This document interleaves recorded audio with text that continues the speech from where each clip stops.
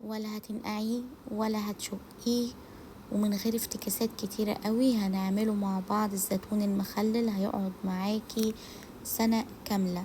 وعايزة اقول لكم كمان ده الزيتون التفاحي. بسمع شوية افتكاسات وشوية كلام وشوية حاجات بتتعمل بوظت طعم الزيتون الأصلي. هقولك على طريقة اعتمديها وهتجربيها، والزيتونة تاكليها بعد سنة ناشفة ومقرمشة.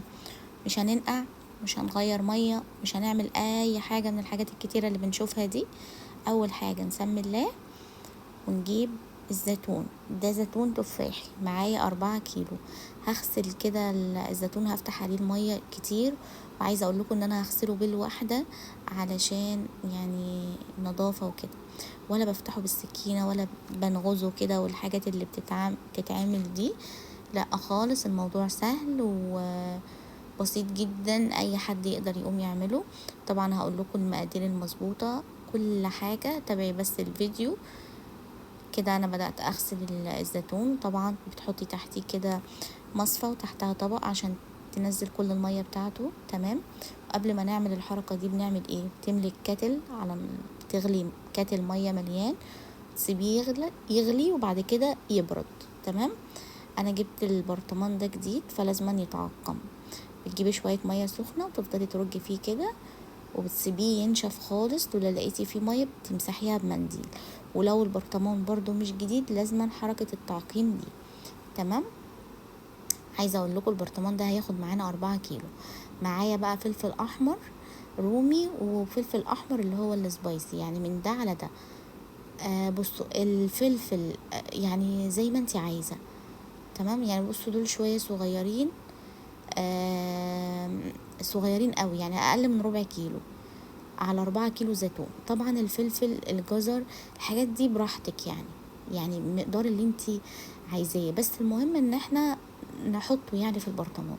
وللاسف انا مش هقدر اقولك على اي بدايل، لان انا بعمل الطريقه زي ما هي كده. عمري ما جربت اغير او افتكس او اعمل حاجه جديده للزيتون. عايزه اقول لكم هتاكلوه هيبقى مقرمش، مش بيتحط له ربع كوبايه خل وحاجات كتيره قوي افتكاسات. هقول لكم الطريقه بسيطه وحلوه جدا جدا، هتعشقوا بجد الزيتون. ننزل بقى كده بباقي كميه الفلفل ونركنها على جنب. تمام. كان معايا برضو حوالي شوية جزر محترمين، هقوله مثلا نص كيلو جزر او نص قلة. غسلته كويس وبعد كده بشرته. تمام. بتشيلي القشرة اللي بره وبعد كده بتبشريه عادي. كده معايا المية اهي المغلية. هعمل المحلول واسيبه يبرد. معايا 8 كوبايات مية. تمام. هم 4 كيلو زيتون اخدوا معايا 2 اللهم صل على النبي رتلين مية، اللي هم كام كوباية يا غزل؟ 8 كوبايات. تمام. معايا 8 كوبايات مية، كل كوباية معلقة ملح، والكل رتل مية 4 معالق ملح. تمام. يبقى 2 لتر هنحط لهم 8 معالق ملح. تمام. ركزوا عشان الملح يكون حلو، يكون مظبوط مش حادق. ومعايا معلقتين سكر بس، مش زيادة ولا أقل. والخل 1 2 3 4 لكل كيلو زيتون معلقة واحدة خل. الناس اللي بتحط ربع كوباية خل، انتوا عارفين السكر اولا هيدي قرمشة للزيتون، وحاطين لكل كيلو معلقة. تمام. وحاطين لكل برضو كيلو زيتون معلقة خل. انتوا عارفين زيادة عن كده خل ان هو بيعمل نتيجة عكسية يهري الزيتون، يبقى مهري معاكي لما تطلعيه تاكليه، مش بيبقى مقرمش.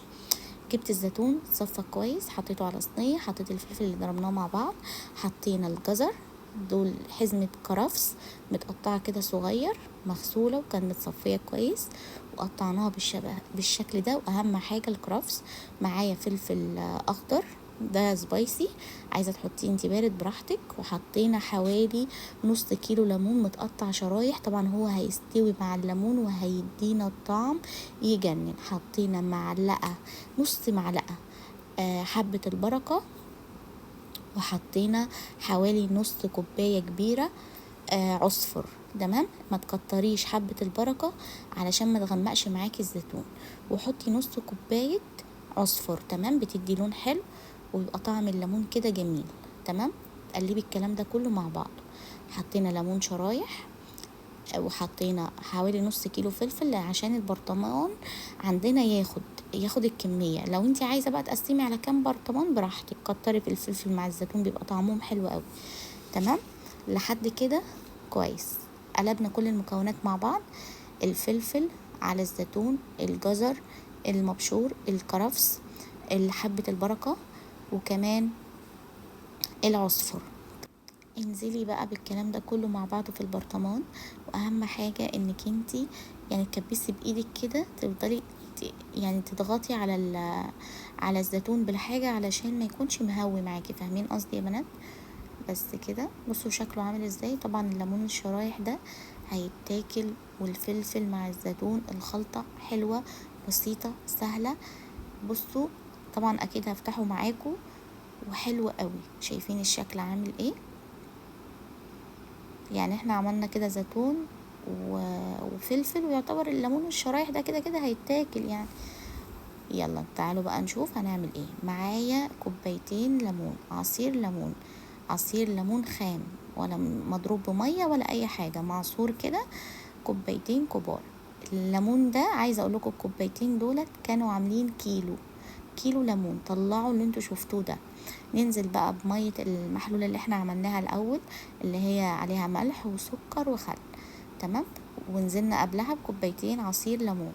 انزلي بقى بالميه، وطلع البرطمان اخد 8 كوبايات ميه، اللي هو 2 لتر بالظبط. تمام، اعرفيها كده، لكل كوباية مية معلقة ملح ممسوحة. تمام، هنعمل ايه تاني؟ طبعا الليمون مش هترمي قشره، اللي انتي عصرتيه بتغطي بيه الوش بتاع البرطمان. ليه بقى؟ علشان ما يعملش بقى اللي هي الريم او العفون او الحاجات دي بتحافظ على اللهم صل على النبي على الزيتون. طبعا هنحط كام حاجة دلوقتي، ركزوا، حاجتين كده حلوة قوي، التركية دي كمان في الاخر. تمام، بصوا بقى، هنجيب كام واحدة ورق لورا، وبرضو هنقفل بيها الوش. بتحمي الزيتون انه يقعد معاكي اكبر مدة، وما يعملش طبقة كده على الوش، ولا يبقى فيه ريم، ولا طبقة بيض عفونة. لا لا لا، بتحفظ الحاجات دي. طبعا هنحط فصين توم، هننزلهم بقى كده تحت. طبعا انا نسيت التوم فافتكرته في الاخر. تمام، بس نزلت بيه فصين 2 بس. تمام، وهنحط بقى ايه؟ الزيت. طبعا الزيت بيحفظ، اللهم صل على النبي، مادة حافظة يعني. بتحطي شوية كده على الوش. تمام، واعملي بقى ايه؟ لو عندك استرتش فيلي كده من فوق. انا ما عنديش بصراحة، ففتحت كيس تلاجة وغطيت الزيتون. وهجيب كمان كيسين تلاجة واعمله معاكس عكاز كده، لازما يتقفل كويس قوي قوي قوي. طريقه سهله وبسيطه، عايزاكي تجربيها وتبداي بقى تخزني عشان رمضان. كل سنه وانتم طيبين. وطبعا احلى من احلى المخللات الزيتون والليمون والفلفل والحاجات دي. وده كان شكله، بصوا، عايزه اقول لكم في منتهى الجمال، طريقه سهله وبسيطه. اتمنى ان هي تكون عجبتكم، واتمنى ان انتوا تجربوها وهتعجبكم باذن الله. رجيته بقى كده وقلبته وبس كده.